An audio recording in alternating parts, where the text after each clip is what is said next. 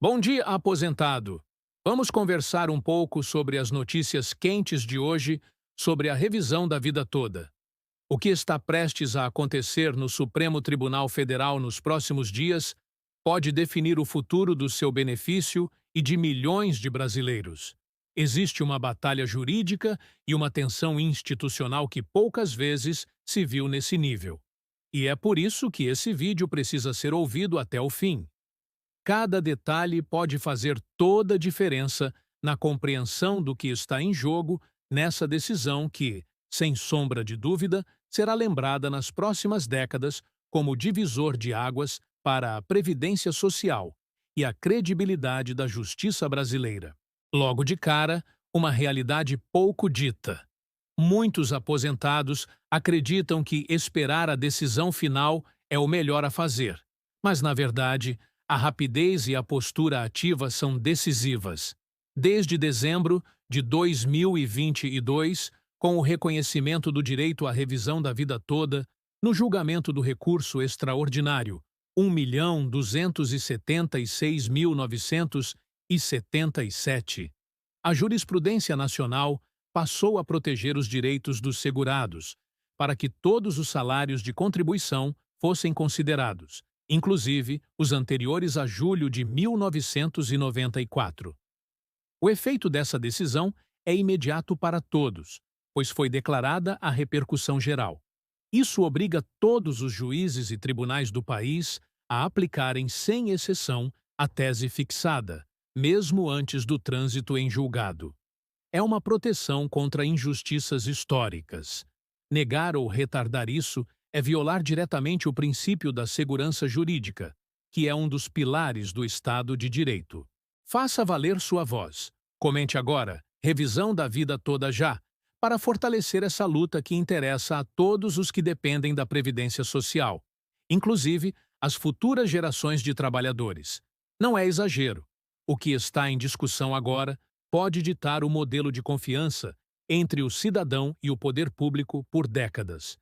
Ninguém está a salvo de ver seus próprios direitos ameaçados, caso o STF decida virar as costas ao próprio entendimento que já foi consolidado. A pressão pública é o escudo do aposentado. Entrando a fundo no tema, a revisão da vida toda nasceu como reação a um absurdo. Em 1999, a legislação estabeleceu que os salários de contribuição anteriores ao Plano Real ficariam fora do cálculo do benefício, sendo considerados, para a imensa maioria, apenas os salários pagos de julho de 1994 em diante. Em outras palavras, quem mais contribuiu quando a moeda era o Cruzeiro Real, ou Cruzeiro, ou seja, quem estava no auge salarial e já tinha uma carreira consolidada antes do Real, foi simplesmente ignorado. Os descontos, ainda assim, foram realizados pelos cofres públicos, sem qualquer possibilidade de devolução. Por isso, advogados previdenciários começaram a buscar no judiciário o reconhecimento da integralidade contributiva como critério de justiça. O INSS resistiu, como fazem quase todos os avanços de direitos dos segurados. Isso não é novidade. A estratégia do INSS é recorrer, provocar embargos, procrastinar e explorar todas as vias possíveis para atrasar pagamentos e criar insegurança. Pergunte a qualquer aposentado que já precisou judicializar um direito básico. Não faltam relatos de idas e vindas infindáveis, perda de documentos, exigências duplicadas, filas eletrônicas e físicas, um verdadeiro cansaço programado. Quando sentiu que perderia no STJ, o INSS chegou a pedir efeito suspensivo em massa dos processos, só para impedir que os benefícios fossem pagos imediatamente após o julgamento de recurso repetitivo em 2019. Já era possível perceber ali a intenção da autarquia de ganhar tempo a qualquer custo, mesmo com decisões contra si. Foi necessário o julgamento em plenário do Supremo Tribunal Federal para pacificar definitivamente a discussão. Em dezembro de 2022, a maioria dos ministros não só declarou a constitucionalidade da revisão da vida toda, como estabeleceu um freio aos efeitos danosos da regra de transição automática da Lei 9.876 de 1999. Naquela decisão, o STF afirmou que evitar a aplicação dessa regra era não só juridicamente possível, mas também obrigatório sempre que ela prejudicasse o segurado. Uma vitória histórica, que devolveu esperança a quem já sentia que o judiciário era apenas um prolongamento da burocracia do INSS. Na prática, essa decisão foi um reconhecimento aos trabalhadores. Sim, vale a pena contribuir mais. Sim, o Estado deve respeitar a integralidade da relação de confiança do segurado. Sim, a Previdência deve proteger quem mais contribuiu, mesmo antes do plano real. Quem tinha melhores salários em 1986, 1990 ou 1993 poderia finalmente usar esse histórico a seu favor. Contudo, nenhuma vitória definitiva no STF foi suficiente para enterrar a insegurança.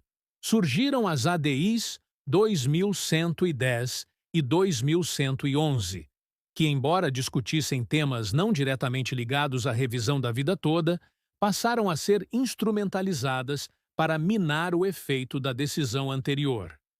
O argumento, travestido de modernidade e releitura constitucional, é de que a regra definitiva da Emenda Constitucional 103, de 2019, teria reforçado a obrigatoriedade da exclusão dos salários anteriores ao real, dando respaldo de emenda constitucional à conduta do INSS. Só que as ADIs tinham objeto diferente. Ali, julgava-se a validade de normas, e não o direito a uma revisão concreta, em favor dos previdenciários que já tinham ações em andamento. É na manipulação desse tipo de processo que a segurança jurídica sangra. A conjuntura estava dada. Decisão definitiva do STF em tema de repercussão geral. Falta de trânsito em julgado não impede efeitos. Juízes e tribunais já obrigados a conceder os pedidos, trabalhadores reunindo documentos, peritos revisando cálculo, advogados prestando consultoria, e de repente um recurso, uma liminar ou um pedido extemporâneo era suficiente para parar tudo. Isso não é normal.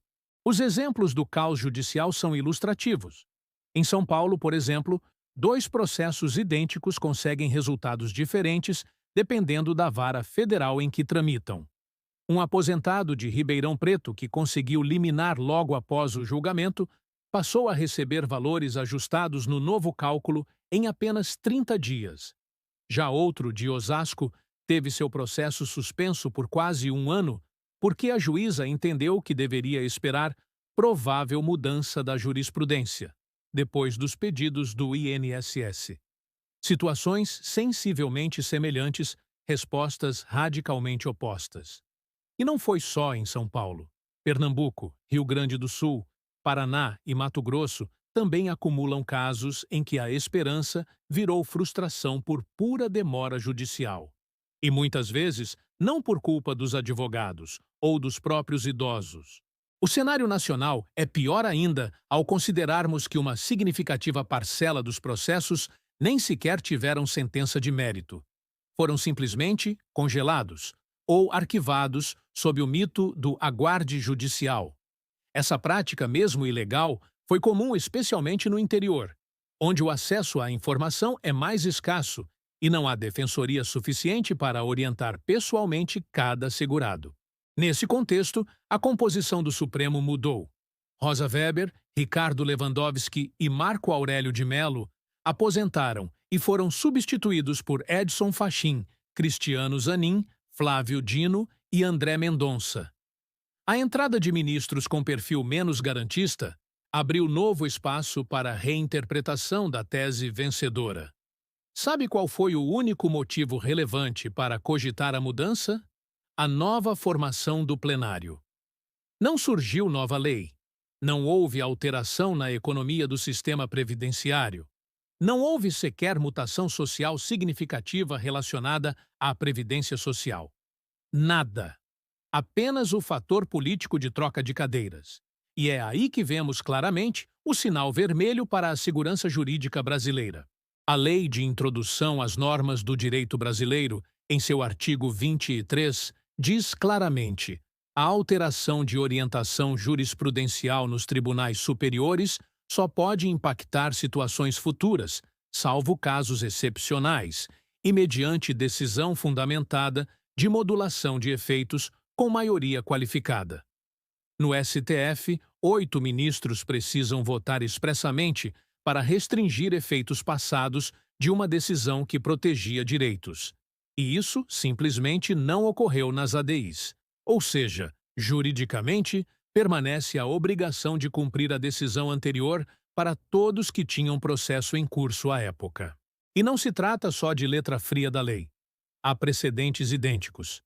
O Supremo, ao julgar questões tributárias com impacto bilionário, como no RE 574.706, aquele caso conhecido do ICMS, na base de cálculo do PIS/COFINS, decidiu que só terá mudança para casos futuros e, ainda assim, manteve o direito de contribuintes que já tinham ação protocolada ou que já contavam com decisão judicial favorável.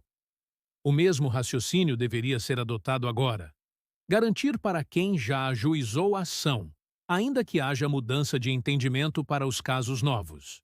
Em última análise, a briga agora no STF é para, no mínimo, respeitar a regra da isonomia material no âmbito do Poder Judiciário.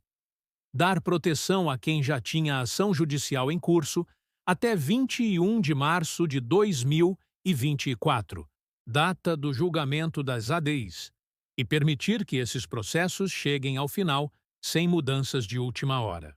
Um perigo que poucos perceberam é: se a revisão da vida toda for enterrada para trás, serão enfrentadas ações civis de todos os lados, porque não há como justificar juridicamente que dois brasileiros nas mesmas condições, com o mesmo histórico de contribuição, a mesma atividade laboral, recebam respostas opostas apenas pelo local ou tempo do protocolo da ação.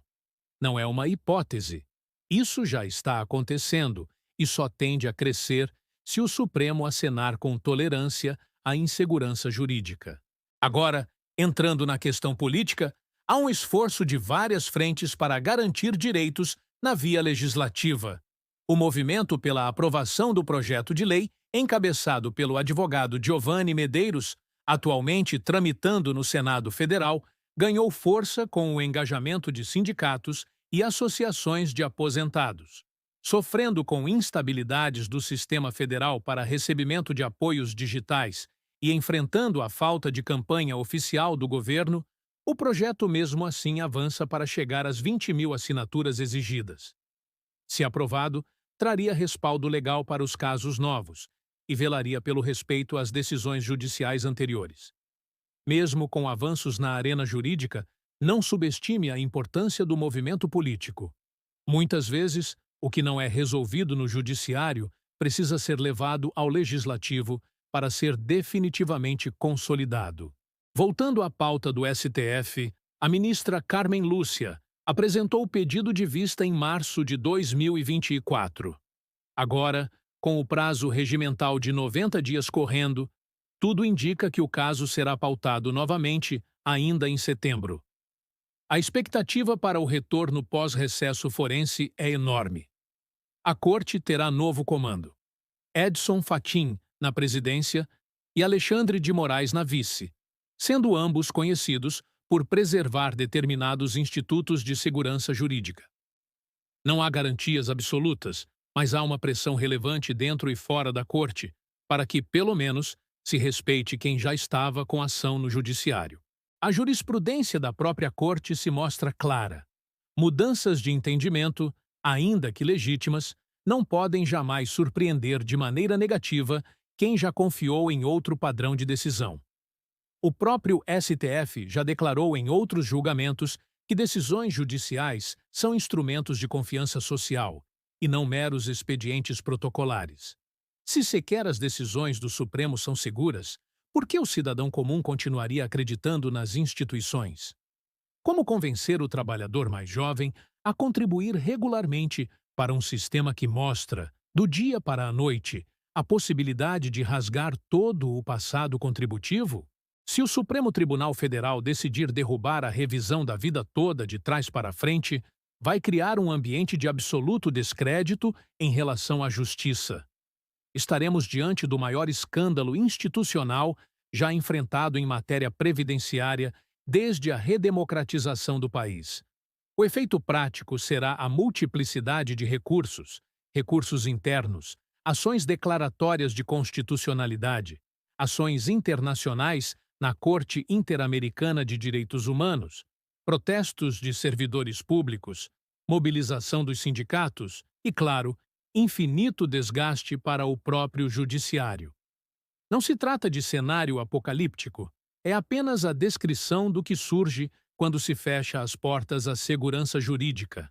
É por isso que advogados experientes e associações do setor têm se mobilizado em Brasília, buscando diálogo com ministros e suas assessorias.